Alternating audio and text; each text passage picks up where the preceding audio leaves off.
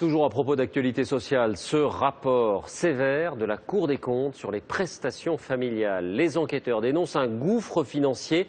1,6 milliard d'euros, c'est un très gros chiffre, ont été distribués indûment à des familles qui n'y avaient pas droit. Erreur ou fraude? Enquête Elisa Hélin, Nicolas Metauer.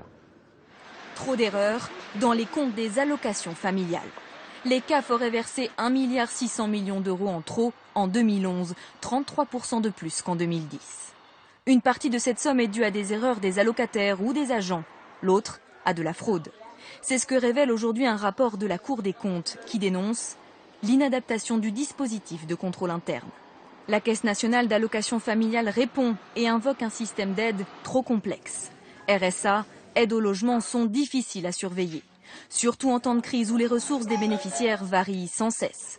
Le risque d'erreur est plus important. Pourtant, depuis quelques années, la CAF intensifie ses contrôles.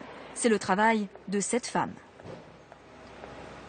Bonjour, Madame Félix Théodose. Elle n'a pas choisi cette bénéficiaire du RSA par hasard. Elle a comparé sa déclaration à la CAF avec sa déclaration d'impôt.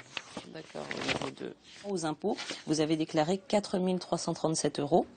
Et à la CAF, nous, on n'a rien. Donc, est-ce que vous pouvez m'expliquer? Est-ce que vous avez vos fiches de paye? Oui, vous avez tout préparé. D'accord, superbe. J'ai commencé le 9 septembre 2010. J'étais en D'accord. période d'essai pendant 2 mois. D'accord. Et en fait, donc j'avais pas très bien compris. Oui. Donc, ben voilà. D'accord. La jeune femme doit rembourser 2 mois de RSA, plus de 1 000 euros. Quel que soit ce que vous percevez, au centime près, vous devez nous le déclarer. Oui, bien d'accord. sûr, il n'y a pas de problème. D'accord, entendu. Bonne journée. Sans doute un simple oubli, mais parfois la contrôleuse pense avoir affaire à des fraudeurs, comme dans ce dossier.